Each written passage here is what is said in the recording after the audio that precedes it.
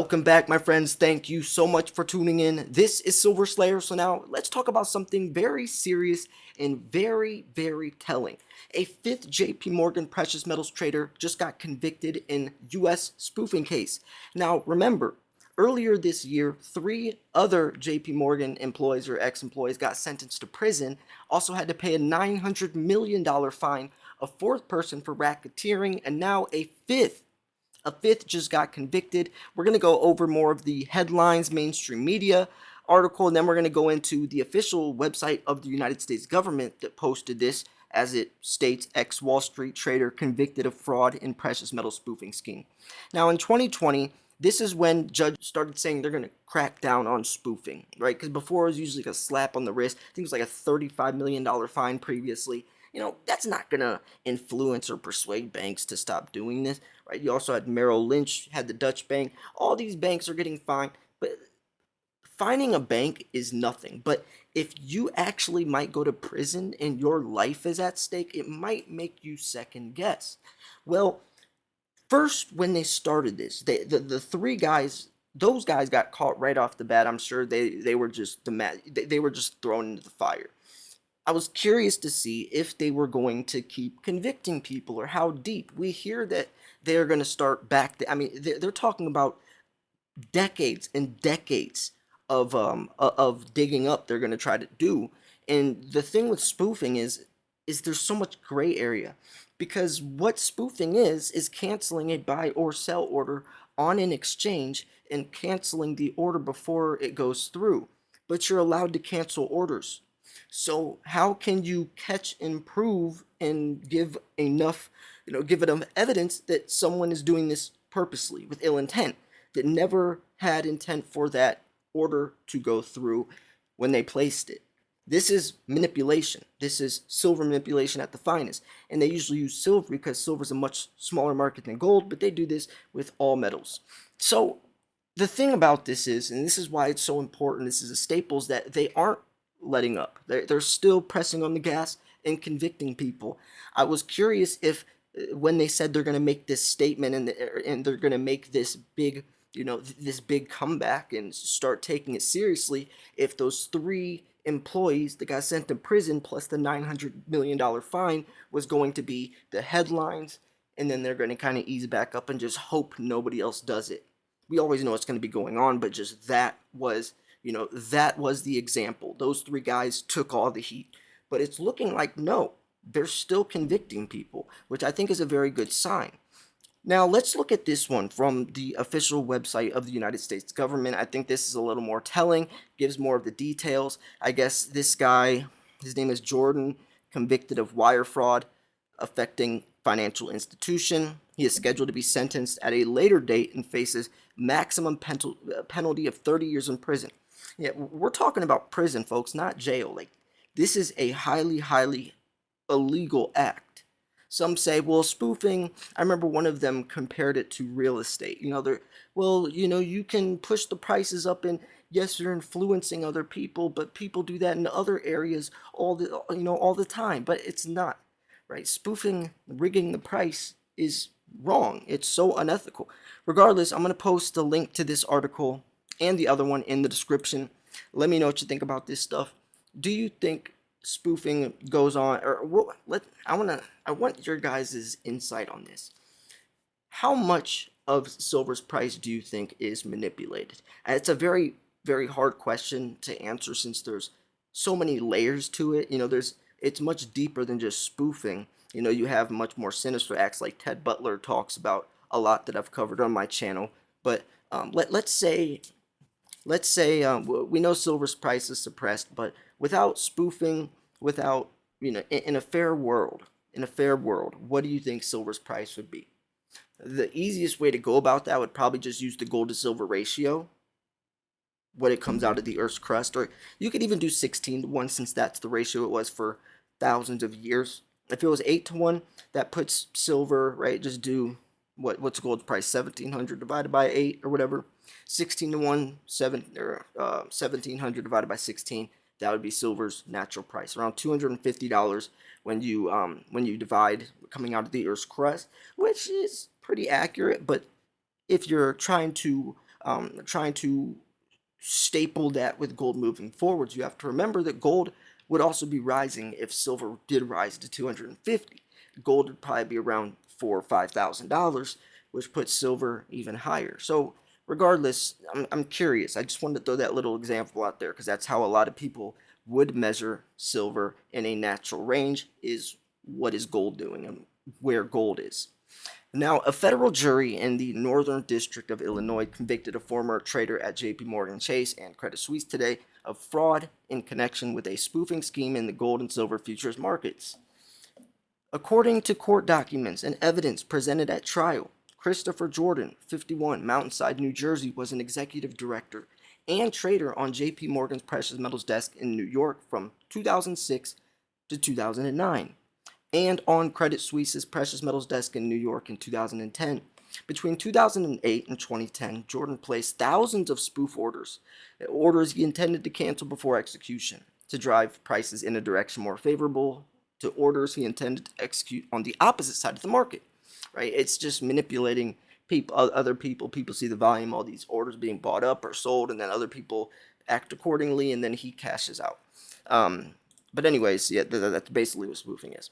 Jordan engaged in this deceptive spoofing strategy while trading gold and silver futures contracts on the COMEX, which is a commodity exchange operated by the CME Group.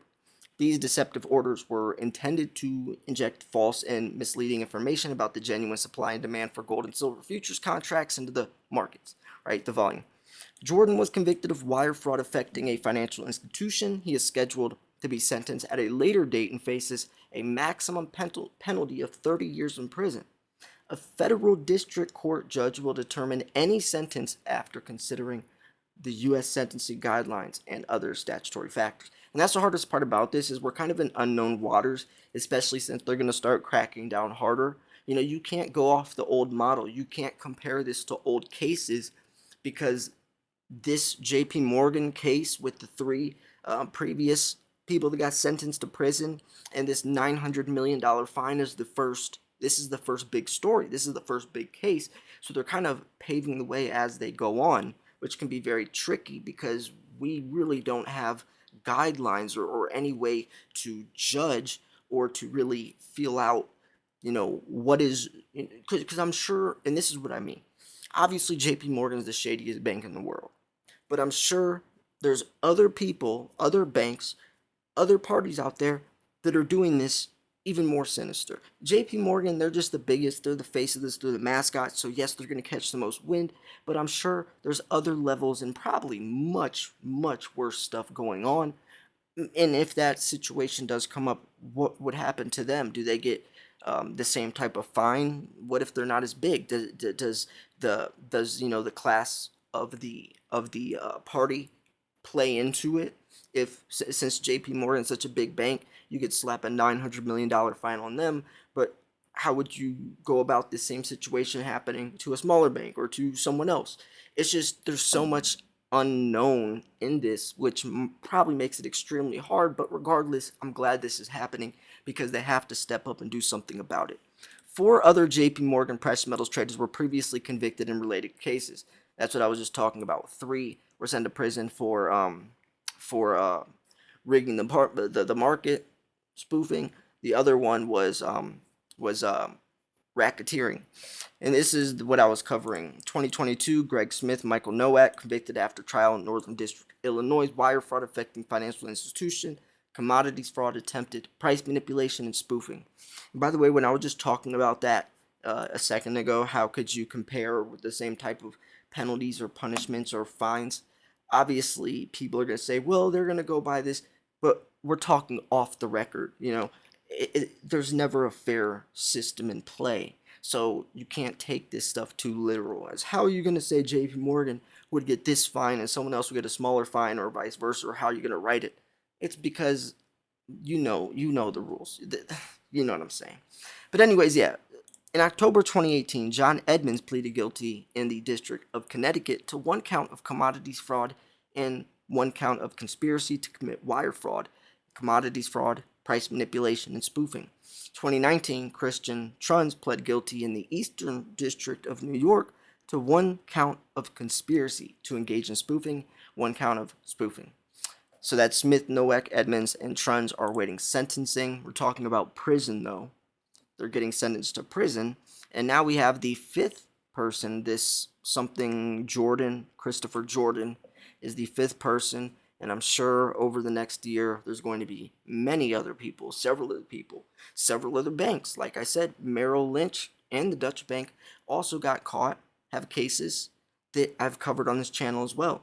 The interesting part about this is, and I think this is the beauty of it, is I've been covering spoofing cases, price manipulation cases for years now, since 2019 on this channel.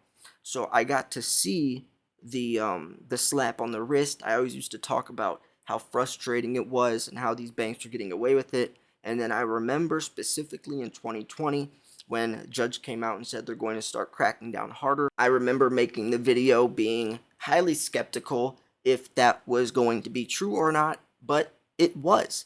Then shortly after, we saw that big case drop where they got sentenced in $900 million fine instead of $35 million. And I think that's very, very, very important because we know that silver is extremely suppressed, like I said, even beyond spoofing. But spoofing is definitely something that is just not fair. If you're someone who enters the world of precious metals and finds out that the price is manipulated, that could definitely turn you away, and I'm sure it does turn away a lot of people. People need to understand, though, that it's not about manipulating the price of why you get into it. It's not about getting rich in fiat terms, but regardless, this sucks. And anywhere there's money involved, there's going to be shady, corrupt stuff happening behind the scenes.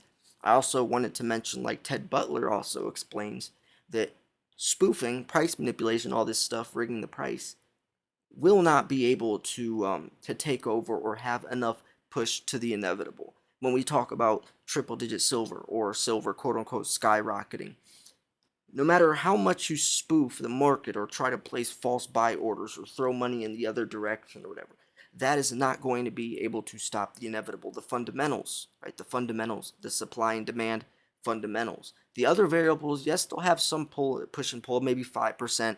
Stock market volatility is 5%. The dollar index is 20%.